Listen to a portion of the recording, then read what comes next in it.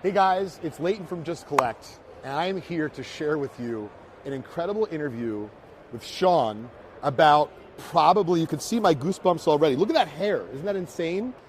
This is not only the nicest card at the show, it actually might be the nicest card in the world. So Sean, thanks for taking the time to chat today. I really appreciate it. Absolutely, that's great. So we're gonna get right to it. Sure. I know based on the story you told me briefly yesterday, you didn't buy this graded. Right. In fact, you not only bought it ungraded as part of a bigger collection, but you also didn't get it graded for years. Yeah. So why don't you tell the audience, who I'm sure is going to appreciate, this incredibly insane story about how you came across not just this, but the collection that ultimately led you to, as you said, your white whale. Yeah. Because this isn't just a random happening. Sure. Sean's been looking for the best Mickey Mantle 51 Bowman rookie in the world for a long time. And there's a lot of people out there that believe in manifestation. And I believe that's what you did for this mantle. Yeah. So tell us about it. Yeah, no, first of all, thank you. I love the channel. I love watching you guys and appreciate everything you guys do for the hobby. So I'm humbled that you even would be interested in talking to me about this. But this is my, I have a large personal collection, and I've been doing this since probably about 1985 when I was a fifth grader, and I found my first Beckett. I was telling you yesterday, and I swear, at Beckett magazine, I started seeing the prices, and a hobby snake crawled out of it and injected me with venom, you know, and so I've had the bug ever since. But I have been a long-time collector. I played college baseball, and I was just really passionate sports guy, just like a lot of these guys in this room are really into, you know, baseball, basketball, football, hockey, golf, boxing, you name it, right? So that was my thing, and I just was enamored with Mickey Mantle. There was something about, like, who's the Commerce Comet, right? Like, what? So I'm looking at all the prices, and why is Mickey Mantle worth more than everybody else? And, you know, I'm a young kid growing up in the 80s. I didn't see Mickey play. But as I dug into it and I started to research, I started to realize, like, wow, this guy's larger than life and was a phenomenal athlete. He could run, he could hit, he could steal bases, he played amazing defense, and he won a lot of World Series for the best team in the history of the world, right? So I became a massive Mickey Mantle fan, and over the course of entering the hobby and kind of learning about it, as you said, I started to be drawn more towards rookie cards. And, you know, obviously condition is kind of important, you know, for certain, you know, depending on what you collect. Some people collect for rarity, others collect for condition. It's a good point. Some collect for, you know, combinations of all, right? Depends on where you're drawn to and where you tend to come. But to make a long story short, probably in the mid-2000s, I met a gentleman from Michigan, and I actually met him on eBay, of all places, and I bought a few things from him. We used to joke with each other. He's a Michigan guy. I'm an Ohio State guy, being from Columbus. And so his dad went, either his mom or his dad went to Ohio State. So we had a lot of Woody Hayes autographs and Ohio State football programs, and I was buying those from him. And he said, you give me a plug nickel, I'll send this to you for free. I don't want Ohio State stuff because he's a Michigan guy, you know. So, but anyway, so we had a great rapport, and over the course of a couple years of going back and forth and buying things sporadically from him, he asked me one day. He said, "Hey, I remember in one of our conversations you said that you collect high-end sports cards as well." And my dad has retired and moved to Arizona, and he had a sports card collection when he was a kid. And that's what you want to hear, right? Like, that's the kind of music to our ears. Absolutely. You know? So I said, well, of course, what does he have? And he said, you know, he tells me he has sets from 1948 to 1955 Bowman.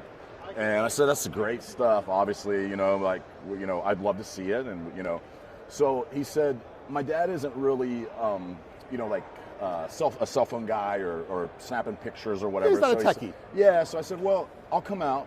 We'll make arrangements or whatever. So probably within the next, if I remember right, it was within the next maybe 6 months or so, we made arrangements where during his kid's spring break, I flew out and met him in Arizona, and he took me to his father's condo. And I remember walking in, it was this pristine condo where I thought, like, it's a museum here. I got to take my shoes off, you know. Sure. Like, it was this beautiful place that he had retired to. You know, he was in his early 80s, and he was very dogmatic, telling me, he said that, you know, these are sets. And as he brought them out, and his wife helped bring some of the stuff out, and we sat at his kitchen table, and we're kind of looking through it. And the first one was the 48 Bowmans, and they were really nice, but they were clearly played with. They had rounded corner, little, some dings on the corners. So still value, and but like still not valuable. high end per se. Sure. Yeah. And I didn't really have expectations at that point, right? Yeah. It was just kind of like, oh, I'm seeing this. Well, I know you love this stuff, collection, so you figure you're on an adventure. If something yeah. comes out of it, awesome. Yeah. And if not, so be it. Yeah. Of course, I knew when he told me that 51 Bowmans were part of it, that the Mantle and Mays would be in there, but I didn't have expectations that it would be what it became. That never even crossed my mind. So, as I started to review the sets, they got better and better condition as closer to today's date, right? So as he got older, you could tell that he took better care of this stuff. And as in the course of the conversation, he said, hey, when I was a kid, I was a bag boy at I think it was his uncle's, like grocery store in a small town. And I if I remember right, he called it maybe a 5 and dime store or something like that. The way he worded it was something I hadn't heard before. It was like a strange way he worded it, but he described it as a very small town store that everybody went to. There's no Walmart. There's no. Yeah, it's like a bodega almost. It's similar to a bodega. Exactly. Sure. Yeah, that's exactly right. And so he had worked for him as a bag boy, did a little bit of everything, right? Sure. And he said that he goes, there I bought these Bowman sets, and I'm like, did they sell Bowman sets then? I know they did. I was you're really trying to hey, maybe yeah. I wasn't alive in '51, so exactly. maybe we don't know. Yeah. So sure. As I started to go through the collection, it started to get better and better, and I was really excited. I was like, wow, this is great stuff. I really was interested in buying it. And then as I got to what was exciting to me was looking for the 51 Bowmans. It was a woman's shoebox that when I took the lid off, my heart, Leighton, jumped out of my chest. It was like, oh my gosh. They were 51 Bowman packs. Get ready for this. They were in the box in 2 rows, stacked on end. So they were standing vertically, and it was rows of 51 Bowman 5-cent packs. And I'm like, oh my gosh. So at this point, you don't even know what's happening. I didn't know. He's telling me they're sets. I had no idea. And you're like, wait a minute, sir, I know this is a pack. I collect cards. But of course, you're trying to stay cool, but at the same time, your head's moving really fast. 100%. Sure. So I am just so elated, excited. And he said, take a look at these. And so it clearly, as I expected it, they weren't sealed packs. He had opened them and bought them at the store when he was a kid, and he had opened them and put the cards directly back in them. And of course, to be fair, he's still saying this is a set. Yes. So after you open this, let's call it first pack, yes. You didn't really open it, but after you looked in the inside of the contents, yes. You're like, wait a minute. Yeah.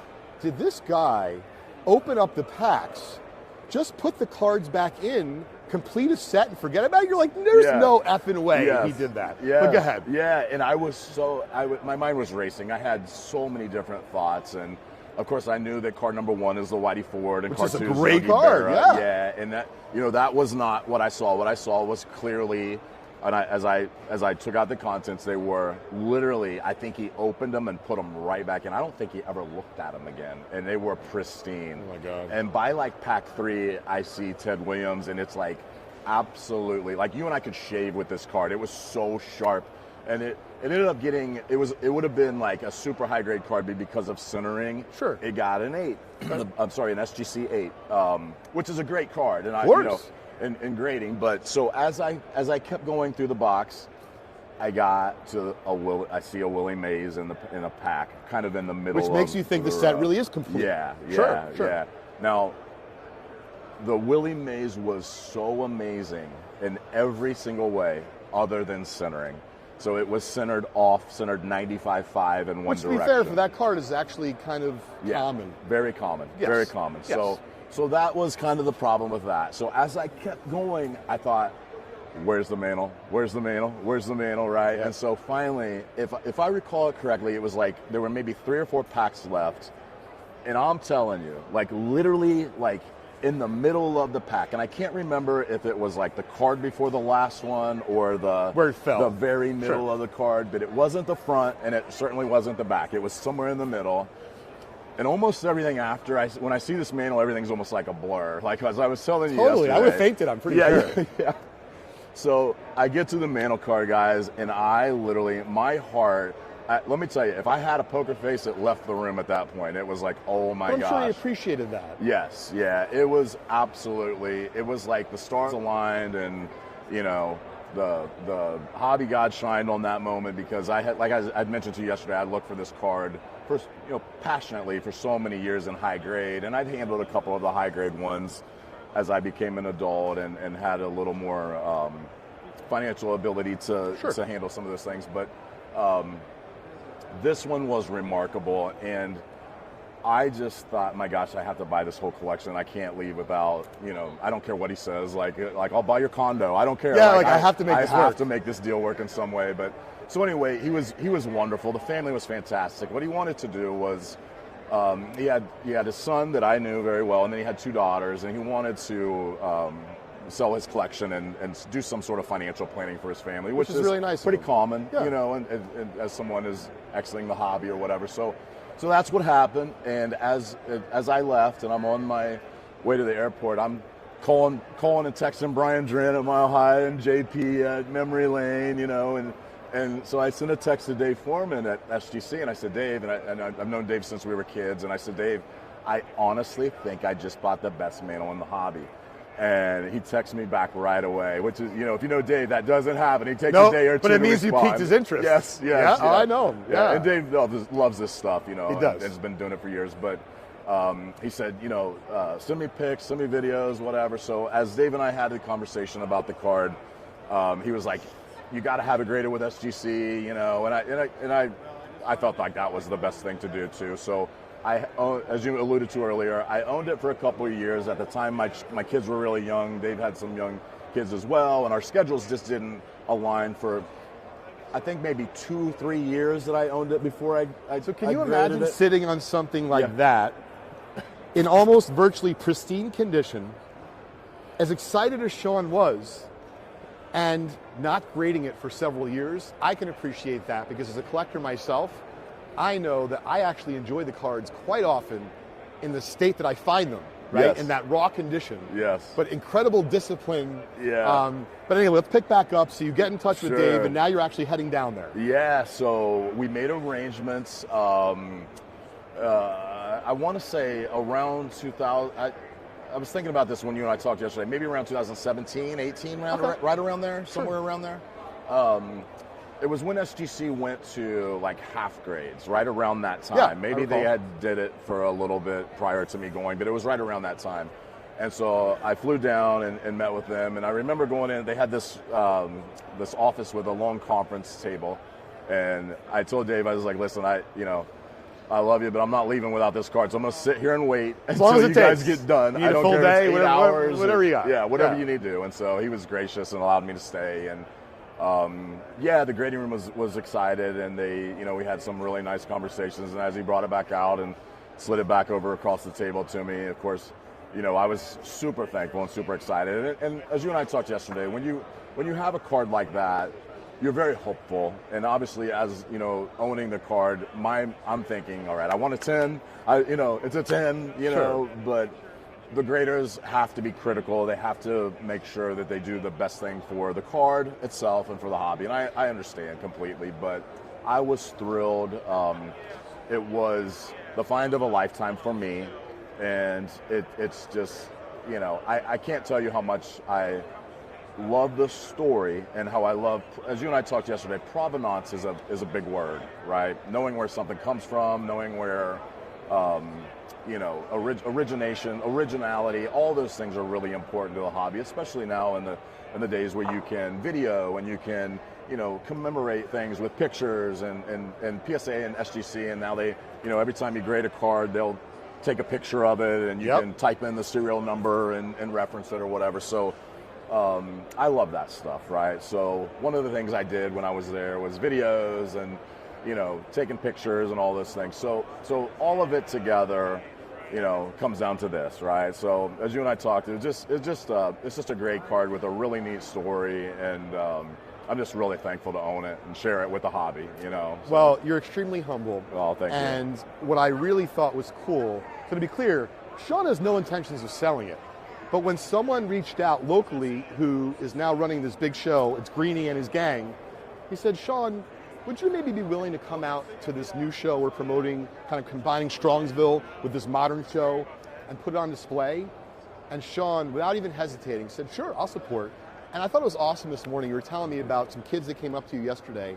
Yeah. And you're taking the time, like Yeah. even this morning, Howard's trying to pay you with a wad of cash for some other stuff, and you're like really excited for the interview. Yeah. So I could see just based on our interaction starting yesterday and the way that you've been smiling during this whole interview, Sure. this card means a lot more than just what it might be worth. Yes. It's about the story, Yeah. it's about its provenance, it's about its historical importance, not just to you, Yeah. but to the hobby. Yes. And I personally feel that this is not only one of the nicest, but it's actually one of the most important cards I've ever seen in the hobby. Thank you. I'm extremely grateful to you for No, taking the thank time today to not just tell me, but to tell folks in the YouTube world about an experience that you had for really, Yeah. that's going to last a lifetime of memories and probably future generations for your family. Yeah, well, thank you. You're too kind. And as I was mentioning a little bit earlier, that there was a couple kids yesterday that maybe were high school, college age, and they were really enamored with the card. And so we shared the story with them, and we were talking about it. And it was just really important to me that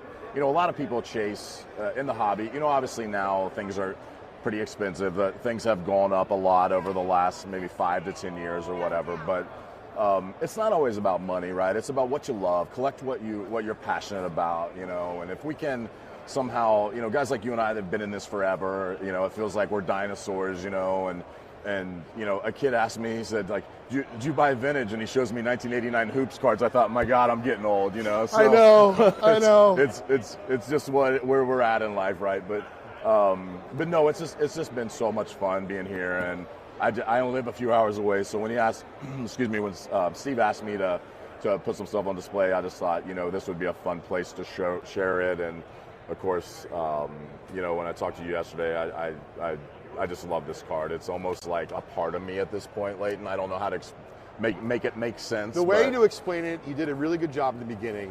We obviously don't think we were actually bit by a snake, but there's some sort of collector venom that's out there.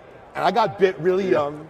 You got bit really young. Yeah. And I'm glad that we both did, because for sure. this card probably would have never happened That's the way true. that it did. It might not have been shared with the public. Sure. And I'm so grateful that you decided to do that. If someone wants to get a hold of you because they're interested in learning about what you're collecting, or they just like to talk to you more, or maybe they wanted to offer you something from their collection for sale, how would someone get a hold of you, Sean? Yeah, I would love that. I would think the easiest way for anyone to get a hold of me is my daughter helped me set up an Instagram several years ago. So I'm on Instagram.